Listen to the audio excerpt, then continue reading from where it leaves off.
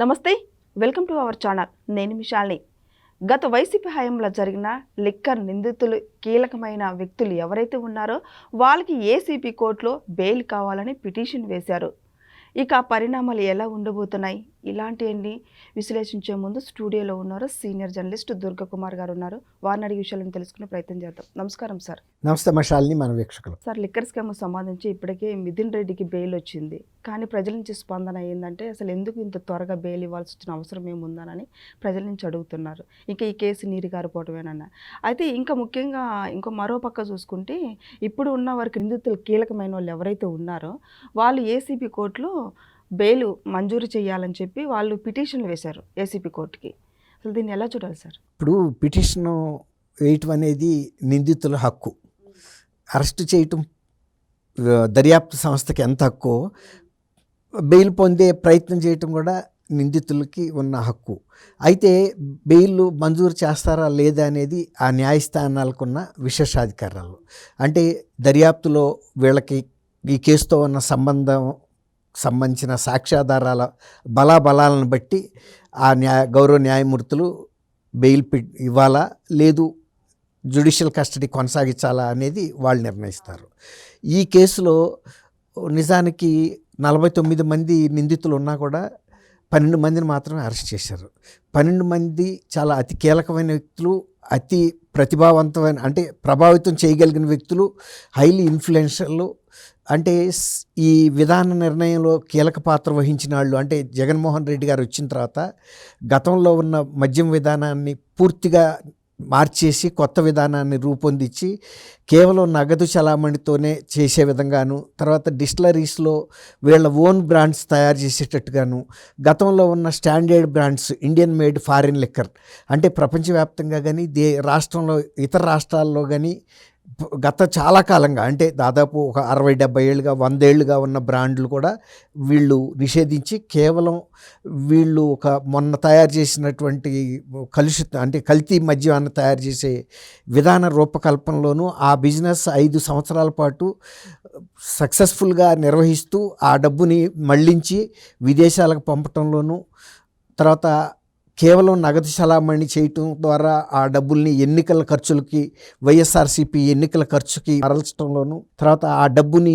డెన్నుల్లో ఏర్పాటు చేసి అక్కడ నిల్వ చేయటం, పార్టీ కార్యక్రమాలకి కానీ లేకపోతే పార్టీలో ఎవరైతే అల్టిమేట్ పెద్ద ఆయన ఉంటాడో అగ్రనాయకులకి అందించే కార్యక్రమంలో వీళ్ళందరూ కూడా చాలా చురుకుగా పనిచేసిన వ్యక్తులు. అయితే కొంతమందికి మీరు అన్నట్టు బెయిల్స్ వచ్చినాయి, కొంతమందికి రాలేదు. అయితే ఒక ముగ్గురు వాసుదేవరెడ్డి, ధనంజయ రెడ్డి, కృష్ణమోహన్ అండ్ బాలాజీ గోవింద్ తప్ప వాళ్ళు 100 రోజులు అయిపోయింది కాబట్టి మాకు డిఫాల్ట్ బెయిల్ ఇవ్వాలి అంటే దర్యాప్తు సంస్థ ఛార్జ్ షీట్ ఫైల్ చేయలేదు కాబట్టి ఇంకా మమ్మల్ని ఎంతకాలం ఆపుతారని బెయిల్ తెచ్చుకున్నారు ఆ విధంగా. అయితే ఈ బెయిల్ పిటిషన్ని సిట్ అధికారులు మళ్ళీ హైకోర్టులో ఛాలెంజ్ చేశారు.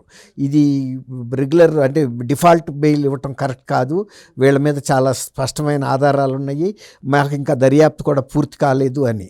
అయితే దాని మీద స్టే ఇచ్చారు.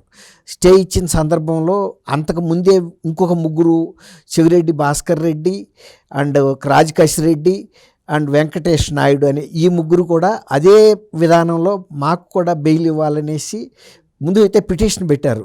ఎప్పుడైతే రెగ్యులర్ అది డిఫాల్ట్ బెయిల్ మీద హైకోర్టు స్టే ఇచ్చిందో ఇక కొత్తగా ఏసీబీ కోర్టు ఆ బెయిల్ ఇచ్చే అధికారం ఉండదు. అందుకని వీళ్ళు తెలివిగా ఏం చేశారంటే బై డిఫాల్ట్ కాకుండా ఎవరికాళ్ళు వ్యక్తిగతమైనటువంటి బెయిల్ కోసం పిటిషన్లు పెట్టారు. బెయిల్ పిటిషన్ల మీద విచారిస్తే వ్యక్తిగతంగానే ముగ్గురు విడివిడిగా బై డిఫాల్ట్ డిమాండ్గా అడగట్లేదు. ఏ ఒక రీజన్స్, నాకు హెల్త్ బాగాలేదనో లేకపోతే మా ఇంట్లో వాళ్ళ పరిస్థితి బాగాలేదో డిఫరెంట్ రీజన్స్తో. అయితే ఏసీబీ కోర్టు కూడా వీళ్ళ వ్యక్తిగతమైన వాదనలు వీళ్ళ తరపు న్యాయవాదులు చేసిందంతా విన్న తర్వాత ఈ వినే క్రమంలోనే సిట్ అధికారులు మళ్ళీ వీళ్ళకి ఎక్కడన్నా బెయిల్ మంజూరు అవుతుందనే ఉద్దేశం మీద వాళ్ళు కూడా ఇంకొక పిటిషన్ వేశారు. వీళ్ళు ముగ్గురు వ్యక్తిగతంగా వేసుకున్న బెయిల్ పిటిషన్లో వాళ్ళ వాదనలు మీరు విన్నారు, మా వాదనలు కూడా వినాల్సిన అవసరం ఉంది కాబట్టి మా వాదనలు వినకుండా వీళ్ళకి బెయిల్ ఇవ్వవద్దు అనేసి వాళ్ళు ఒక పిటిషన్ వేశారు.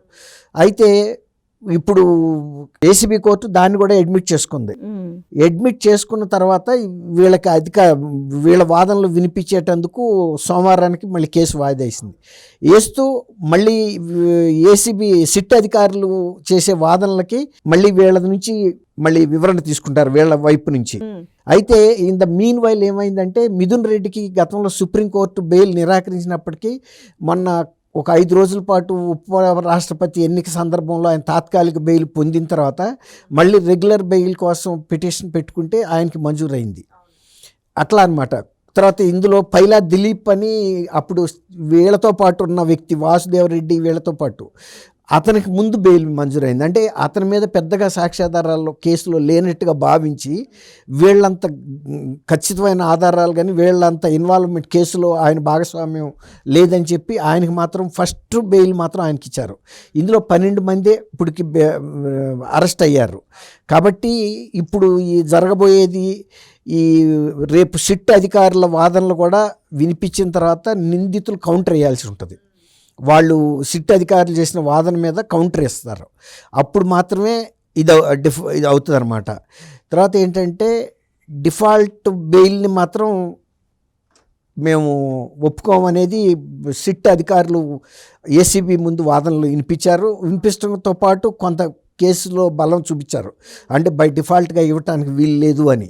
ఆ తర్వాత డిఫాల్ట్ బెయిల్ మీద స్టే కూడా వచ్చినందువల్ల అసలు అటువంటి కేసు వాదనలు కూడా మీరు వినాల్సిన అవసరం లేదు. ఏసీబీ కోర్టు కూడా హైకోర్టు నుంచి ఈ స్టే ఆర్డర్ వెకేట్ అయితే తప్ప మేము ఈ కేసుల మీద డిఫాల్ట్ రీజన్తో మేము కేసు వినమని చెప్పారు.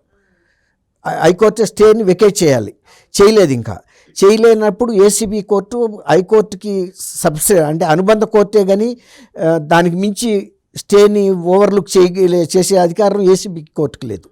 కాబట్టి ఇలాంటి కొన్ని సాంకేతికమైన అంశాలు ఇమిడి ఉన్నందున ఈ కేసు సోమవారం నాటికి వాయిదా వేశారు. సోమవారం నాటికి కూడా తేలదు, ఎందుకంటే మళ్ళీ ఏసీబీ కోర్టు ముందు సిట్ అధికారులు 1 రోజో 2 రోజుల్లో తీసుకోవచ్చు వాదనలు వినిపించడానికి. ఆ తర్వాత మళ్ళీ నిందితుల తరపున ఎవరు చెవిరెడ్డి భాస్కర్ రెడ్డి, తర్వాత వెంకటేష్ నాయుడు, తర్వాత రాజకేష్ రెడ్డి తరపున మళ్ళీ కౌంటర్లు దాఖలు చేయాలి దీనికి సమాధానంగా. అప్పుడు మాత్రమే ఏదన్నా ఏసీబీ కోర్టు తర్వాత అది కూడా మళ్ళీ అప్పటికి హైకోర్టు స్టే కనుక వెకేట్ అవుతుందా లేదా అనేది మళ్ళీ అక్కడ ఒక పరిమితి ఉంది. ఒకవేళ కనుక హైకోర్టు నుంచి కనుక స్టే వెకేట్ కాలేకపోతే కనుక మళ్ళీ ఏసీబీ కోర్టు తీర్పుని రిజర్వ్ చేస్తుంది. ఇప్పుడు కూడా తీర్పు రిజర్వ్ చేసింది. తీర్పు చెప్పొద్దని చెప్పింది. ఇప్పుడు సిట్ అధికారులు మీరు రిజర్వ్ చేసిన తీర్పుని మా వాదనలు వినిపించకుండా తీర్పు ఇవ్వడానికి లేదని చెప్పింది. ఓకే, దానికి కూడా ఏసీబీ కోర్టు ఒప్పుకుంది. కాబట్టి ఈ ప్రొసీజర్ అంతా జరగటానికి అట్లీస్ట్ ఐ థింక్ మినిమం ఒక 2 వీక్స్ కూడా పట్టే అవకాశం ఉంటుంది, కనీసం 15 రోజులు. తర్వాత సంగతి అప్పుడు పరిస్థితి ఏంటనేది మనం చూడాల్సి. అయితే నెల వరకు పొడిగించారు. 15 రోజులు అయితే ఖచ్చితంగా ఉంటుంది. అయితే ఇంకా తవ్వకుండా పోతే కొత్త అప్డేట్ కూడా వెలుగులోకి వస్తుంది సార్. ఇప్పుడు జగన్మోహన్ రెడ్డి సోదరులు ఇద్దరు కూడా అనిల్ రెడ్డి, సునీల్ రెడ్డి అని ఇప్పుడు వాళ్ళిద్దరూ చేసిన ఈ లిక్కర్ స్కామ్ డబ్బు మొత్తం కూడా విదేశాల్లో కంపెనీలు పెట్టినట్టు మనకు సమాచారం వస్తుంది ఇప్పుడు. అవును, ఇప్పుడు అందుకే కదా ఈడీ కూడా విచారణలోకి అడుగుపెట్టింది. ఎందుకంటే మీరు అన్నట్టు సౌత్ ఆఫ్రికాలో కొన్ని దేశాల్లో వీళ్ళు కొన్ని పరిశ్రమలు పెట్టడానికి ప్లాన్ చేశారని తెలుస్తుంది. మరి ఉక్కు పరిశ్రమలు, తర్వాత ఆహార ప్రాసెసింగ్ యూనిట్లు, తర్వాత ఇక్కడేమో ఈ ఎన్ని రంగాల్లో పెట్టారో వాళ్ళకి తెలియదు. రియల్ ఎస్టేట్లో పెట్టారు, సినిమాల్లో పెట్టారు, గోల్డ్, రకరకాలు అన్నమాట. తర్వాత విల్లాలు కొనటం కానీ ఎన్ని అవకాశాలు ఉంటే అన్ని అవకాశాలు పెట్టారు. ఎందుకంటే నిండుగా నిధులు ఉన్నాయి, వాటిని ఏం చేయాలో కూడా తెలియదు. ఒక్కసారిగా వచ్చి పడిన నిధులు, వాటిని కాపాడుకోవటం కూడా కష్టం. కొంత ఎన్నికల్లో ఖర్చు పెట్టారు, కొంత సిద్ధం సభలకి ఒక 600 కోట్ల పైన పెట్టారు. ఇప్పుడు విదేశాల్లో పెట్టిన పెట్టుబడులు ఏ రూపంలో అక్కడికి తరలించారనే అంశం మీద ఈడీ ఎన్ఫోర్స్మెంట్ డైరెక్టరేట్ కూడా విచారణ చేస్తుంది. అవి కూడా బయటకు వస్తాయి. ఆ సందర్భంలో వీళ్ళ సునీల్ రెడ్డి కంపెనీని ఉపయోగించుకున్నారని చెప్తున్నారు, ఇన్ఫ్రా కంపెనీని. ఆ కంపెనీ ద్వారా నిధులు మళ్ళీ అంటే మాత్రం వాళ్ళు కూడా అరెస్ట్ అవుతారు. Okay, thank you sir. Thank you అమ్మా శాలిని, మన వీక్షకులు.